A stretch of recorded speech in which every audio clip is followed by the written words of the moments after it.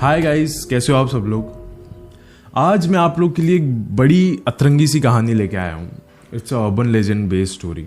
ऐसा कहा जाता है कि हमारे देश के बिहार में बहुत सारे तालाब है, लेक है, जहाँ अगर आप रात में मछली पकड़ने जाओगे तो आपको हर कोने से आपका ही नाम सुनाई देगा, और जो चीज़ आपका नाम ले रही होगी वो और कोई नहीं पर एक पंडुबा होगा।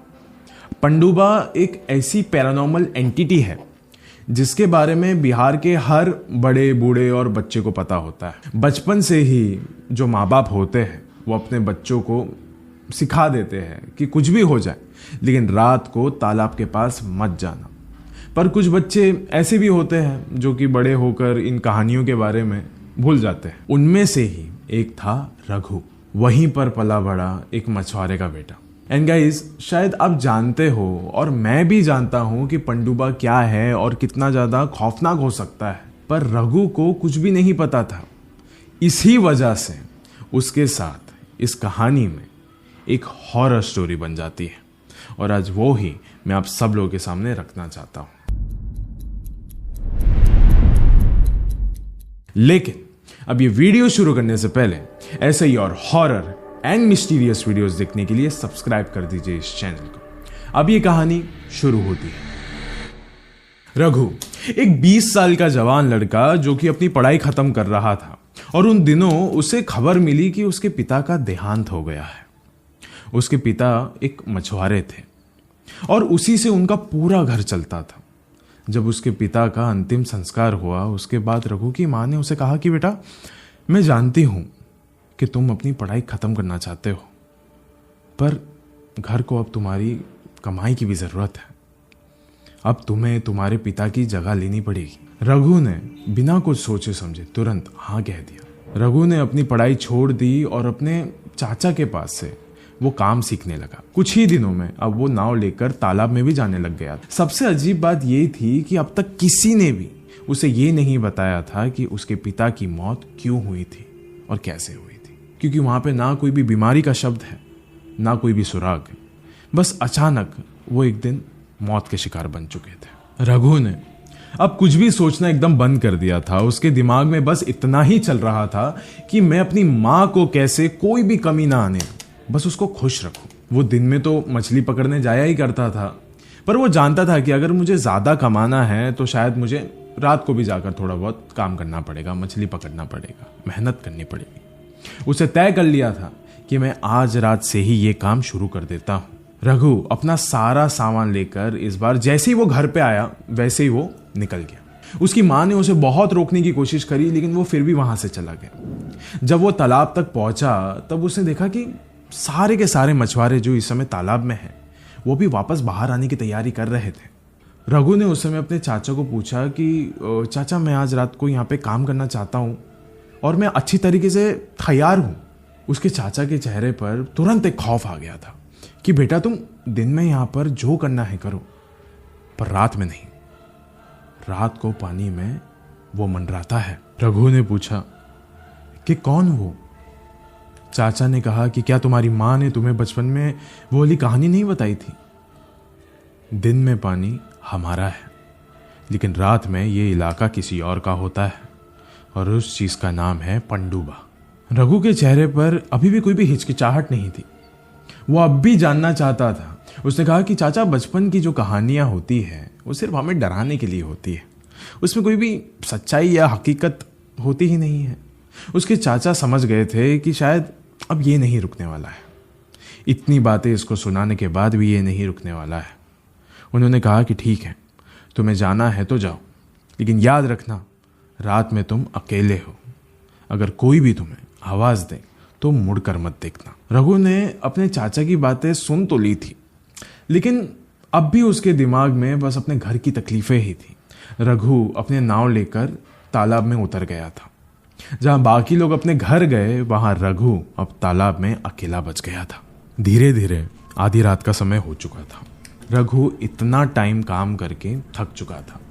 वो बस अब कुछ वक्त में अपने घर की ओर निकलने ही वाला था। जब उसे ऐसा लगने लग रहा था कि अभी उसे और काम नहीं होने वाला है, तब वो अपनी बस नाव लेकर उसी तरफ मोड़ रहा था कि अचानक से तभी उसे ठीक उसके पीछे से अपना नाम सुनाई दिया। और ताज्जुब की बात तो ये थी कि उसे अपना नाम उसके पिता की आवाज में सुनाई दिया। वो पीछे मुड़ने ही वाला था कि उसी समय उसको अपनी चाचा की बातें याद आ गई कि रात के अंधेरे में तालाब के बीचों बीच अगर तुम्हें कोई भी आवाज सुनाई देती है और अगर तुम्हें तुम्हारा नाम सुनाई देता है तो भूल कर भी पीछे नहीं मुड़ना। लेकिन उसको मेन शक हो रहा था इस बात पर कि ये उसके पिता की आवाज कैसे हो सकती है। रघु कुछ वक्त के लिए वहां पर रुक गया। वो वापस से वहां से जाने की कोशिश करने लगा, पर उसे ऐसा लग रहा था कि किसी ने तो उसके नाव को बहुत कस के पकड़ा हुआ है, जो उसे वहां से जाने नहीं देना चाहती। कोई तो उसको रोक रहा हो। जैसे ही उसने पानी के अंदर देखा, उस वक्त उसको कुछ तो नजर आ रहा था पानी के अंदर, लेकिन वो क्या था वो साफ नहीं दिखाई दे रहा था। रघु ने जब ध्यान लगाकर देखा तो अंदर कुछ इंसानी शरीर था, लेकिन जो शक्ल दिखाई दे रही थी वो इस दुनिया की नहीं थी। उसकी नाव किसी ऐसी चीज ने रोक रखी थी जिसके बारे में हमने सिर्फ सपने में सोचा होगा, सिर्फ कहानियों में उनकी बातें सुनी होगी। वो पंडुबा था जिसने पानी में अपना जोरों शोरों से हक जमा कर रखा था, और रघु उसी पानी में था जहां पंडुबा सालों से रह रहा था। रघु की धड़कनें तेज हो गई। वो पंडुबा की शैतानी आंखों में देख रहा था। ऐसा लग रहा था जैसे कि वो आंखें रघु को डराने की जगह उसे वश में कर रही थी। रघु अचानक से अपने होश में आया और अब उसने देखा तो नीचे कुछ भी नहीं था। उसने जल्दी से अपनी नाव को किनारे की ओर मोड़ दिया और तेजी से निकल गया। जाते जाते भी उसे ऐसा महसूस हो रहा था जैसे कुछ और भी है उसके पीछे, जो उसके साथ साथ तैर रहा हो और उसके पिता की आवाज में उसका नाम पुकार रहा हो। रघु अब किनारे पर पहुंच चुका था। पीछे तालाब की ओर देखकर उसका पूरा शरीर कांपने लग गया था। वो भागकर अपने घर गया। उसके चेहरे पर खौफ था। उसकी मां ने उसे पूछा भी कि बेटा तुम्हें हो क्या रहा है, तुम इतने घबराए हुए क्यों हो। तब रघु ने अपनी मां को सारी कहानी बताई। ये सुनते ही उसकी मां फौरन किचन में गई और उसने रघु के पूरे बदन के ऊपर गंगा जल छिड़क दिया। रघु ने पूछा कि मां आप ये क्या कर रहे हो। तब उसकी मां ने बताया कि बेटा जब तुम्हारे पिता की लाश इस तालाब में मिली थी तो सबने यही कहा था कि उनकी मौत डूब जाने की वजह से हुई है, पर मैं बहुत अच्छे तरीके से जानती हूँ कि उनकी मौत सिर्फ और सिर्फ पंडुबा की वजह से हुई थी। उनकी मौत से एक रात पहले वो इसी तरह घबरा कर घर आए थे और तुम्हारी ही तरह उन्हें भी कई आवाज़ें सुनाई दे रही थी। बेटा मैं जानती हूँ अब तुम्हारे साथ आगे क्या होने वाला है। रघु अब बहुत ज़्यादा डर चुका था। आगे उसकी माँ कुछ और कह सके उससे पहले ही वो अपने कमरे में चला गया और जाके सो गया। रात के तकरीबन कुछ 3 बज रहे थे। अचानक रघु को ऐसा लगा कि उसके चेहरे के ऊपर कुछ पानी के बूंदे गिर रही है। इससे उसकी आंखें अपने आप खुल गई और जैसे ही उसकी आंखें खुली उसने देखा कि वो उसी तालाब के अंदर है, डूब रहा है। वो ऊपर आने की कोशिश कर रहा था, लेकिन उसका जो पैर है ऐसा लग रहा था कि किसी ने तो पकड़ा हुआ है। उसने नीचे जैसे ही देखा तो वहां पे पंडुबा था, उसे नीचे अपने साथ खींच रहा था। रघु के आसपास कई सारी आत्माएं भी थी। उन्हीं आत्माओं के बीच में उसके पिता की रूह भी थी।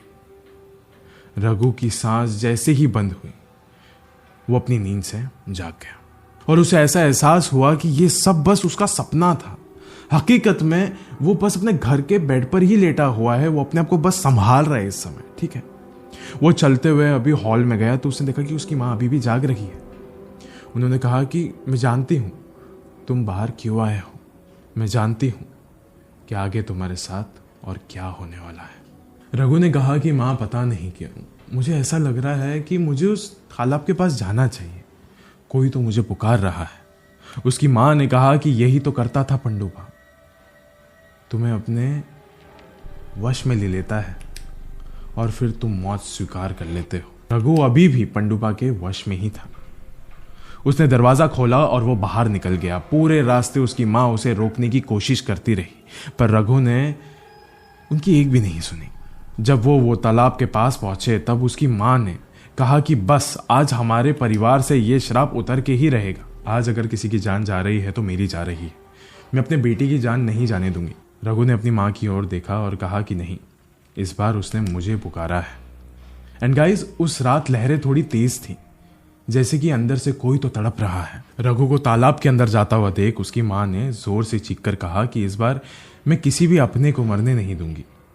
अगर जान लेनी है तो तुम्हें मेरी ही लेनी पड़ेगी। एक माँ की भीख सुनने के बाद लहरें थोड़ी शांत हो गई, जैसे कि तालाब के अंदर जो कुछ भी है अचानक से ठहर गया हो। और रघु के चेहरे से भी ऐसा लग रहा था कि शायद अब वो उस पंडुबा के वश से बाहर निकल चुका हो। उसने अपनी माँ की ओर देखा और कहा कि आप मेरे बदले मरने के लिए तैयार थी। उसकी माँ ने कहा कि मेरे से ज़्यादा तुम्हारा जिंदा रहना ज़रूरी था। उस दिन के बाद से रघु ने उस तालाब में कभी भी जाने की ज़रूरत नहीं की, कभी भी वहाँ पे कदम नहीं रखा। आज इस वीडियो के अंत में मैं आपसे बस इतना ही कहना चाहता हूँ कि बचपन की कहानियाँ सिर्फ हमारे डराने के लिए ही नहीं होती, एक चेतावनी के लिए भी बोली जाती है। एंड गाइस, हमारे इस देश में पंडुबा जैसी और भी कई सारी पैरानॉर्मल एंटिटीज़ है जिसके बारे में शायद हमें इससे ज़्यादा नहीं पता होगा, इतनी ज़्यादा जानकारी नहीं है। अगर आपको ऐसा लगता है कि कुछ ऐसे वीडियोस है जहाँ पे मैंने कुछ पैरानॉर्मल एंटिटीज़ के बारे में बोला है, कुछ ऐसे फोकलोर्स बोले हैं, कुछ ऐसे अर्बन लेजेंड्स के बारे में बताया है और आपको वो अच्छा लगा है, और आप भी कुछ ऐसे अर्बन लेजेंड्स जानते हो जिसके बारे में मैंने अब तक वीडियो नहीं बनाया, तो प्लीज़ मुझे कमेंट्स में बताओ। एंड ऐसे और हॉरर और मिस्टीरियस वीडियोस देखने के लिए सब्सक्राइब करो मेरे चैनल को राइट नाउ। शुक्रिया।